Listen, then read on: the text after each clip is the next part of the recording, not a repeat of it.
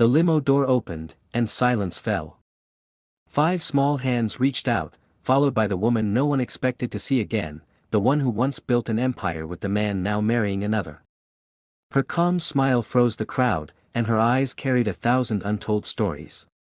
To understand how she ended up here, standing before the man who broke her heart, we must go back, to the beginning of everything she lost and everything she became. Maya had always believed that love could build anything.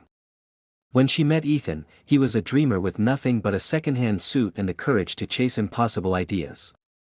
He talked about owning skyscrapers, building companies, and changing the world. She laughed at his wild dreams but saw the sincerity behind them.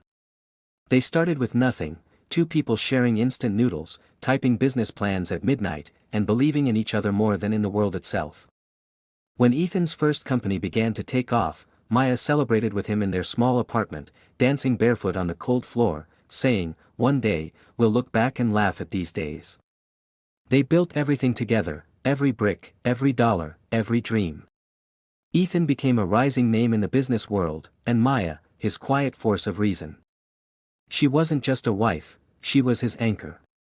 When the company hit its first crisis, it was her who convinced investors to stay, her who managed the finances while he slept at his desk. The day they bought their first home, Ethan lifted her up and whispered, "We did it." And she believed it would always be, "we." But success has a strange way of changing people. The more Ethan earned, the less he looked at her. The humble man who once held her hand at street markets now attended lavish parties with glittering strangers. He started missing dinners, claiming he was meeting clients. When he was home, his phone never left his hand. Maya noticed his smile changed, it wasn't warmth anymore, it was performance. She made excuses for him, told herself he was just stressed. One evening, she cooked his favorite meal, the one they had when they signed their first deal. He sat at the table, eyes glued to his screen. When she asked, "Do you still see me, Ethan?" he didn't even look up, then came the rumors. Photos of Ethan in Paris with a young model named Lila flooded the tabloids. The headlines were cruel, "Millionaire businessman finds love again." Maya found out like the rest of the world, staring at her phone in disbelief. When Ethan came home days later, he didn't deny it. He spoke in a tone she'd never heard before, cold and rehearsed. "Maya, we've grown apart. Lila understands me now."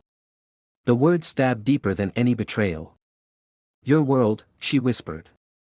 "I built that world with you." But he was already walking away, suitcase in hand, leaving behind the woman who once believed in him when no one else did. Days turned into weeks of silence. Maya stopped eating, stopped answering calls. But one morning, while staring at the divorce papers, she felt a flutter in her stomach. The doctor's words left her trembling, "You're pregnant. And not with one child. 5. Quintuplets." Shock, fear, disbelief, all at once. "Is this a curse or a miracle?" she asked. Then, looking at her reflection, she answered herself softly, "Maybe both." She decided not to tell Ethan. He had made his choice. "He left me empty," she whispered, placing a hand on her belly, but maybe life decided to fill that emptiness differently. The months that followed were brutal. Her pregnancy was risky, doctors advised rest, but she had bills to pay. She worked from home, freelancing, designing, writing, anything to survive. Old friends disappeared. The media mocked her as the abandoned wife.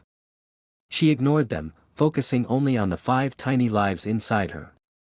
Some nights she cried herself to sleep, whispering to her unborn children, "You're my reason to keep breathing." When they finally arrived, 5 tiny, perfect miracles, she named them Hope, Faith, Joy, Grace, and Max. The hospital nurses called her the Miracle Mother. But to Maya, it wasn't a miracle, it was a second chance. She spent nights feeding them in turns, singing lullabies she made up on the spot. The exhaustion was endless, but so was the love. There were moments when she'd stare at their little faces and think, if Ethan could see them, maybe he'd remember what love once felt like. But she shook the thought away. She had promised herself, no looking back. Years passed, and Maya slowly rebuilt her life. Her story caught attention when a journalist wrote about the woman who rose from betrayal to motherhood.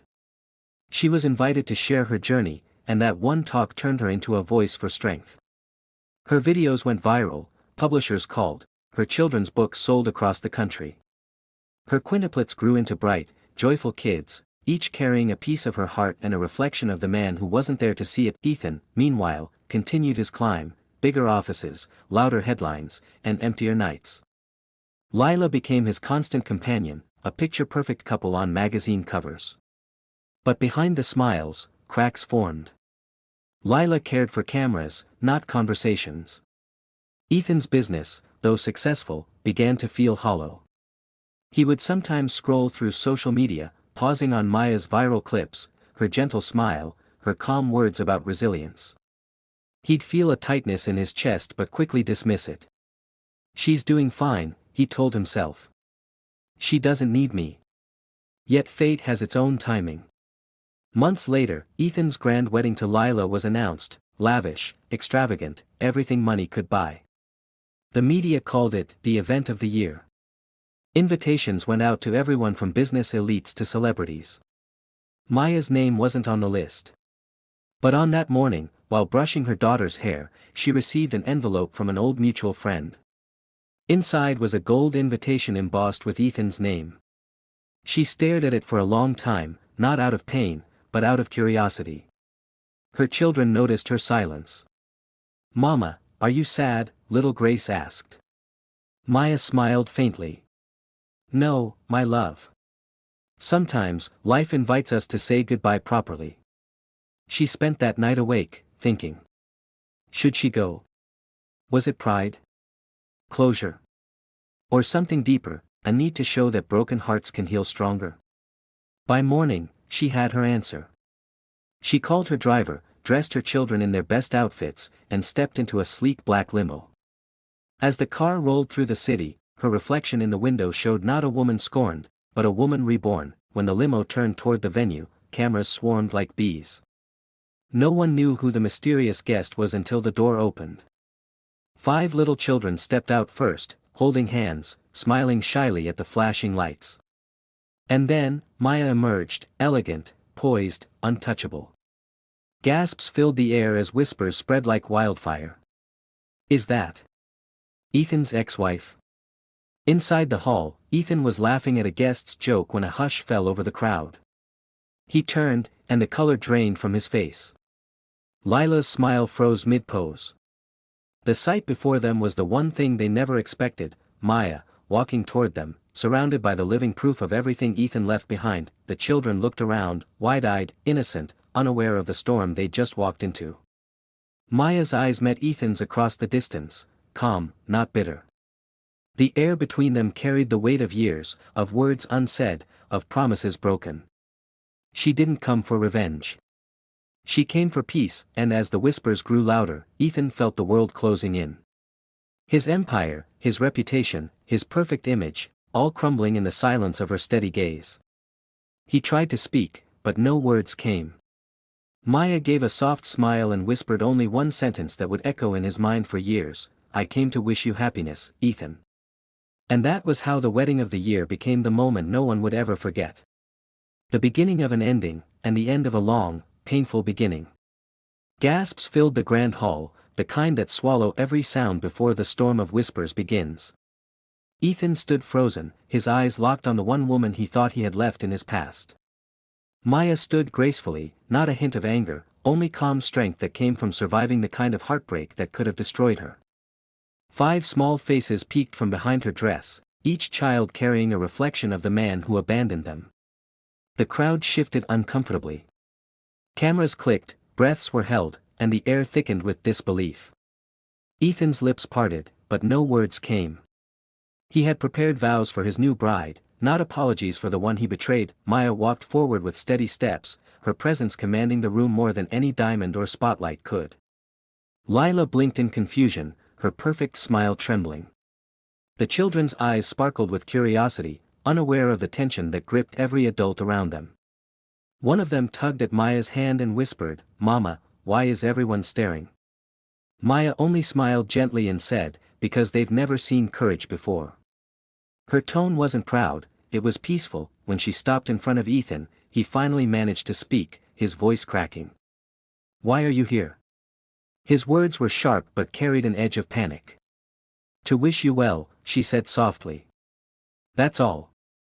The simplicity of her answer cut deeper than anger ever could. He looked down at the children, realizing what everyone else already suspected. His hands trembled slightly. "Are they?" She nodded. "Yours." The hall erupted in murmurs. Some guests gasped, others whispered Ethan's name in disbelief. Lila's face went pale. "You told me you didn't have children," she hissed under her breath, trying to hold her composure as cameras turned toward her. Ethan's throat tightened. For the first time in years, he felt completely powerless. Maya didn't gloat or raise her voice. She just looked at him with quiet sadness, the kind that carries more weight than any accusation. "I didn't tell you because you made it clear you wanted a new beginning," she said calmly. "I respected that." Her words hit him harder than he expected. Respect. Something he had lost for himself long ago. Lila stepped back, her hand shaking as she pointed at him. "You lied to me. To everyone. You said your past didn't matter." Her voice cracked, breaking the fragile image of perfection she had built for the cameras. Ethan tried to reach for her, but she moved away, tears ruining her flawless makeup. "Enjoy your new family," she spat before turning and storming out. The photographers followed her like vultures chasing fresh drama, but all Ethan could see was Maya, standing still with the children who bore his eyes, his smile, his legacy. The ceremony collapsed into chaos. Guests whispered, some tried to console him, others just stared in morbid fascination. Maya turned to her children, her voice gentle. "Let's go, my loves." As they walked away, one of the twins ran back and hugged Ethan's leg. "Daddy, don't be sad," he said innocently. Ethan's chest tightened painfully. He bent down slowly, his voice trembling. "I'm sorry," he whispered, though the child didn't understand the weight of those words. Maya called them softly, and the boy ran back to her. Ethan watched as the limo door closed, taking with it everything he had traded for fame and pride. That night, social media exploded. Headlines screamed, "Millionaire's secret family shocks wedding." Ethan's empire trembled as investors questioned his integrity. His phone buzzed endlessly, calls, messages, demands for statements, but he ignored them all. He sat alone in his office, staring at an old photo of him and Maya from the early days, their smiles unguarded, their hands dirty with paint as they renovated their first office. For the first time in years, he cried. Not for the loss of reputation, but for the realization that in chasing the world, he had lost his home. Days later, he drove to the address he had secretly found in an old document, the modest suburban house where Maya now lived. The yard was filled with laughter, 5 children played, chasing each other through piles of fallen leaves. Maya was sitting on the porch, reading. When she saw him, her expression didn't change. She didn't look surprised. "I knew you'd come eventually," she said quietly. He nodded, unable to meet her eyes. "I wanted to see them. If you'll let me." She studied him for a moment before calling out, "Children, come say hello to a friend." They ran toward him, their joy unfiltered. He crouched down, letting them talk all at once, showing drawings, sharing stories about school, asking endless questions. One of the girls proudly showed him a crayon picture of their family. "That's Mama," she said, "and that's us. We don't draw a daddy because Mama says some people live in stories instead of houses." The innocence shattered him. He looked up, eyes glistening. "Maya, I've done terrible things. I don't deserve forgiveness, but please, let me be part of their lives." Maya's voice was steady, not bitter. "They deserve a father, Ethan. Not a millionaire trying to fix his image. If you can be that father, you're welcome anytime." He nodded silently, tears slipping down his face. For the first time in a long while, he felt something real, humility. Weeks turned into months. Ethan kept his promise. He attended school events quietly, far from cameras. He read bedtime stories when work allowed. The children began calling him Dad without hesitation. Maya watched it all with a bittersweet smile. She no longer saw the man who broke her, she saw a man trying to rebuild what he had once destroyed. But rebuilding didn't mean returning. When Ethan once asked if there was any chance for them, she shook her head gently. Love doesn't always mean going back, Ethan. Sometimes it means letting go with grace. He understood. There was pain, but also peace. Their bond became one of mutual respect, no longer chained by the past. Maya continued her speaking tours, her books inspiring thousands. Every word she shared came from her truth, that no heartbreak, no betrayal, no loss is final unless you stop believing in your own worth. She opened a charity for single mothers, calling it the Hope Foundation, named after her eldest daughter. It became her legacy, a home for women who, like her, were left to rebuild from ashes. Ethan contributed quietly, anonymously. When Maya discovered the donations traced back to him, she didn't confront him, she simply sent a short message, "Thank you for understanding what love means now." A year later, the children turned 6. Maya hosted a small birthday celebration in the same house where laughter had replaced loneliness.